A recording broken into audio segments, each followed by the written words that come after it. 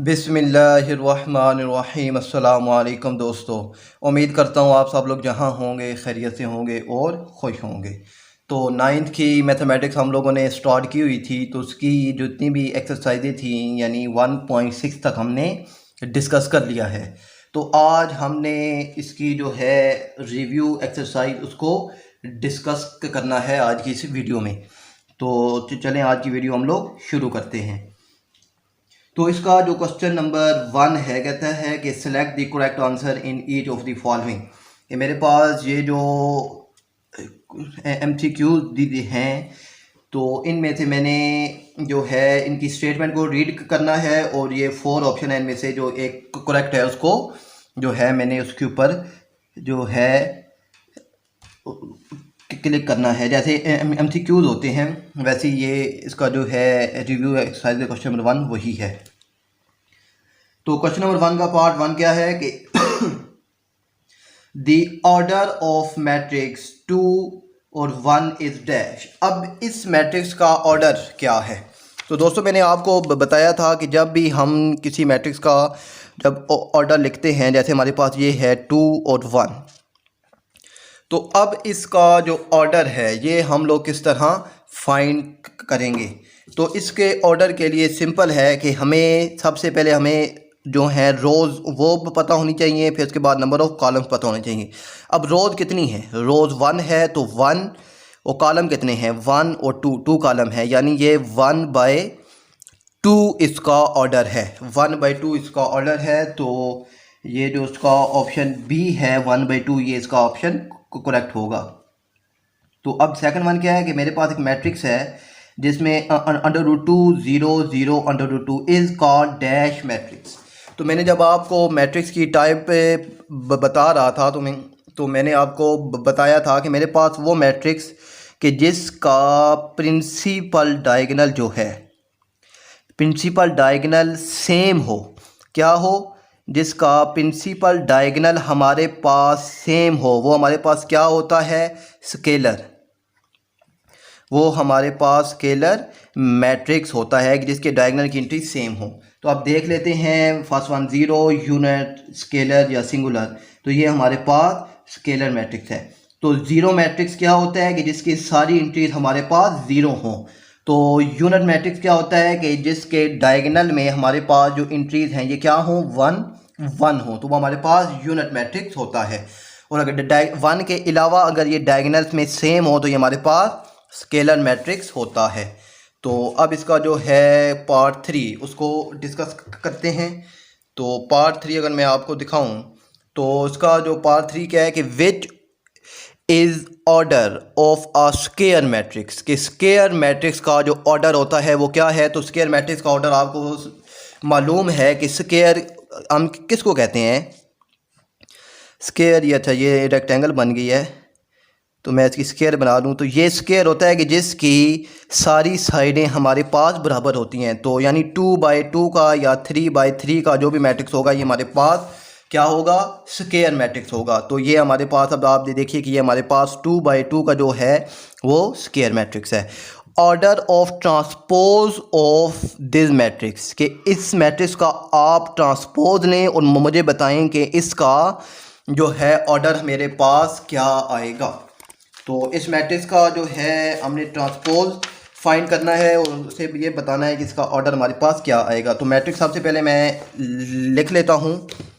Sorry, जो matrix जो है इसका मैं मैट्रिक्स जो है उसको लिखता हूँ, फिर इसको हम सोल्व करते हैं। तो मैट्रिक्स क्या है? 2 1 0 1 3 2 2 1 0 1 3 2 2 1 0 1 3 2 मेरे पास एक मैट्रिक्स है।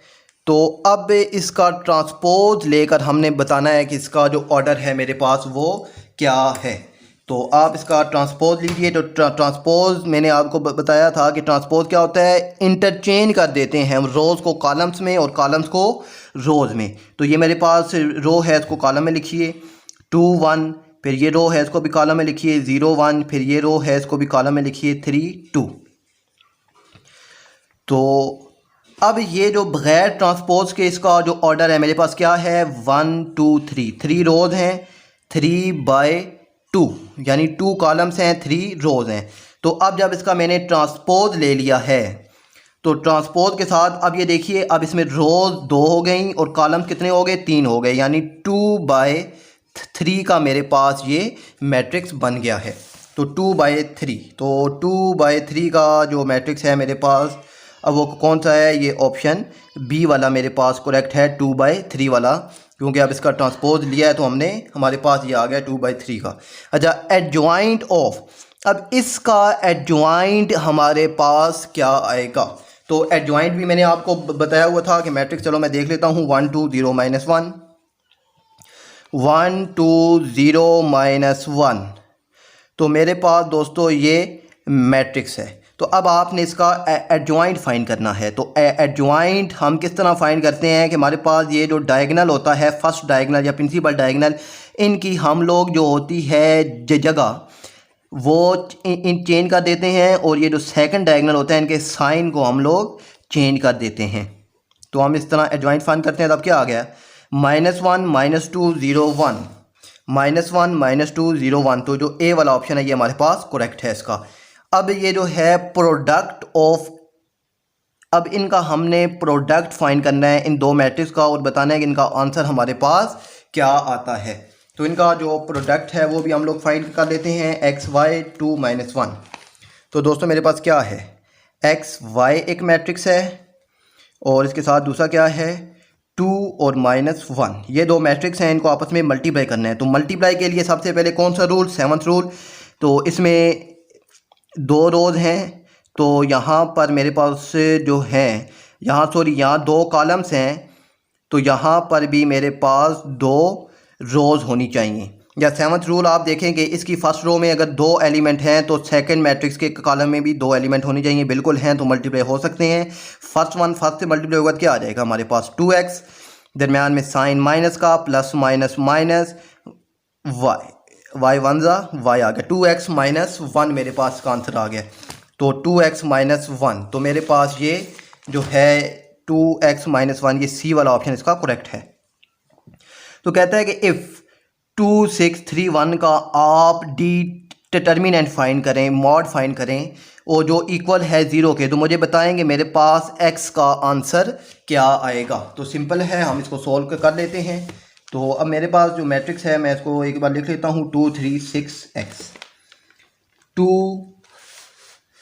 2 3 और 6 और x, मेरे पास ये, इसका मैंने मॉड फाइंड करना है, और ये मेरे पास इक्वल 0 है, और मेरे पास मैंने x की वैल्यू फाइंड करनी है। तो मॉड हम किस तरह फाइंड करते हैं, इस फर्स्ट डायगोनल को मल्टीप्लाई करते हैं और सेकंड डायगोनल को आपस में मल्टीप्लाई करते हैं, और दरमियान में फार्मूले का माइनस होता है। तो ये क्या आ जाएगा, 2x ज़ा 2x, दरमियान में फार्मूले का माइनस, 6 3 ज़ा 18 इक्वल टू 0 उसने हमें खुद ही दे दिया है। तो अब -18 है, इक्वल टू की दूसरी तरफ लेकर जाएंगे तो हमारे पास +18 हो जाएगा। 2 को दोनों तरफ मैं डिवाइड कर देता हूँ, यहाँ से 2 कैंसिल, तो x की आंसर क्या आ जाएगा, 2 1 ज़ा 2 9 ज़ा 18, तो x का आंसर मेरे पास क्या आ जाएगा, 9 आ जाएगा। तो 9, तो इसका जो ऑप्शन ए है ये हमारे पास करेक्ट है। तो हमारे पास ये क्या है कि कहता है कि इफ़ x प्लस ये वाला मैट्रिक्स इक्वल है इस मैट्रिक्स के, तो देन x, तो हमारे पास ये जो x है इसका आंसर हमारे पास क्या आएगा। तो इस x का आंसर हमारे पास क्या आएगा, तो इस x का जो आंसर है वो हम लोग फाइंड कर लेते हैं।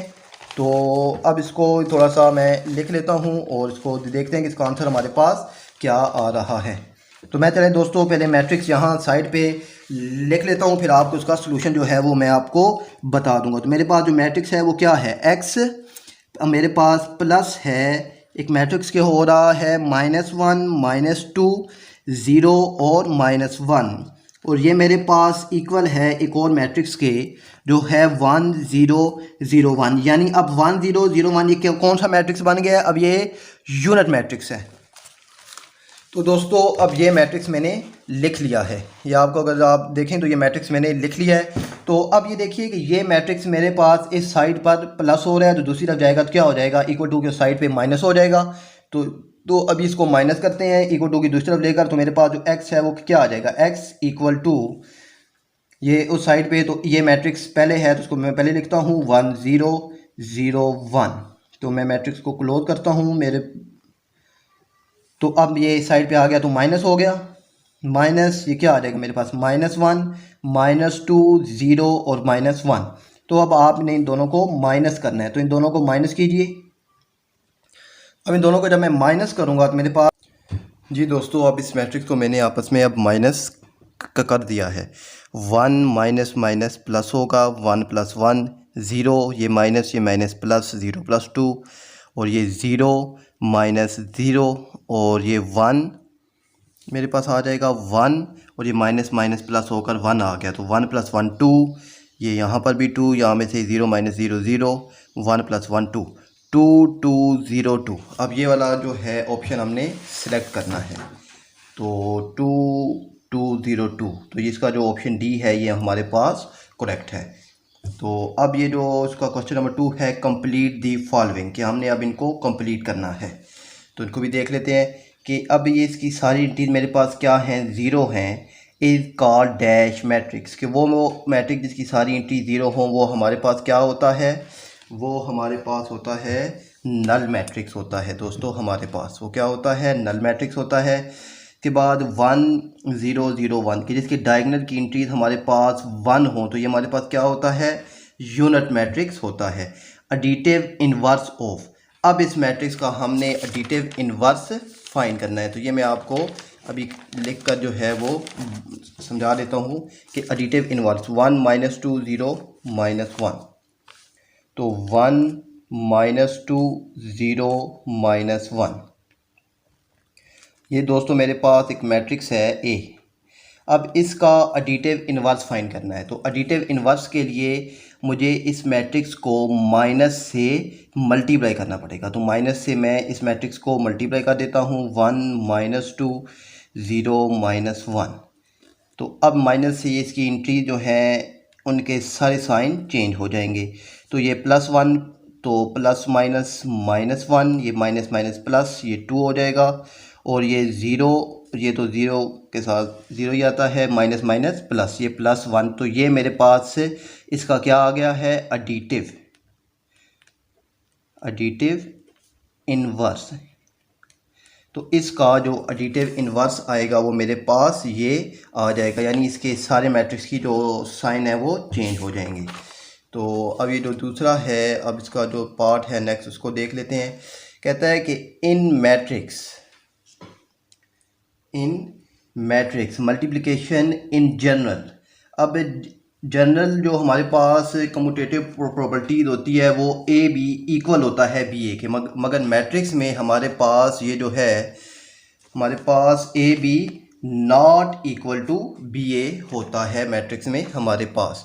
नेक्स्ट वन क्या है कि matrix A + B can be found, ये ए + बी जो है मैट्रिक्स का वो किस वक्त हमारे पास ये दोनों मैट्रिक्स प्लस होंगे, if order of A and B is same, यानी दोनों का ऑर्डर जब सेम हो, 2/2 है या 3/3 है, तो उसी वक्त ये मैट्रिक्स हमारे पास जो हैं एक दूसरे के साथ प्लस होते हैं। A matrix is called dash matrix if number of rows and columns are equal, तो नंबर ऑफ रोज और कॉलम्स हमारे पास जब इक्वल हो तो वो हमारे पास स्क्वायर मैट्रिक्स होता है। तो नेक्स्ट वन क्या है दोस्तों हमारे पास, क्वेश्चन नंबर 3 कि if a + b 4 6 b - 1 = -3 4 6 2 then find a and b। तो ये जो है इस तरह के क्वेश्चन हमने लास्ट जो पिछले एक्सरसाइजेज थी तो वहाँ पर हमने सोल्व किए हैं। तो ये जो है ये चले मैं आपको सोल्व करके बता भी दे देता हूँ कि ये क्वेश्चन हम लोग किस तरह सोल्व करते हैं और ए और बी की हम लोग वैल्यू किस तरह फाइंड करते हैं। तो ये मैं मैट्रिक्स दोस्तों लिख लेता हूँ, a + 3 4 6 b - 1। तो ये मैट्रिक्स हमारे पास किसके इक्वल है, ये मैट्रिक्स हमारे पास -3 4 6 2, ये मैट्रिक्स मेरे पास इसके इक्वल है। तो चलें अब इसको सोल्व करने की कोशिश करते हैं। तो दोस्तों सबसे पहली जो बात है कि हमारे पास हमने देखना है कि हमारे पास इनका जो ऑर्डर है वो सेम है कि नहीं है।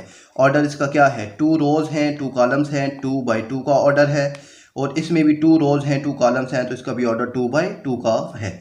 तो इट्स मीन कि मेरे पास अब ये फर्स्ट वाला फर्स्ट के बराबर होगा, सेकंड वाला सेकंड के, थर्ड वाला थर्ड एंट्री थर्ड के और फोर्थ के बराबर होगी। तो आप यहाँ देख सकते हैं कि सेकंड के इक्वल है और ये थर्ड के इक्वल है। तो इट्स मीन कि ये 1 जो होगी ये इसकी इक्वल होगी। तो मैं कर देता हूँ a+3 इक्वल टू -3 और ये से कि इक्वेशन 1 का नाम दे देता हूँ। तो ये b-1 इक्वल टू 2, तो ये मेरे पास 2 के बराबर आ जाएगी। इसे 2 का नाम दे देता हूँ। फिर ये जो है इक्वेशन 1 इसको सोल्व करते हैं।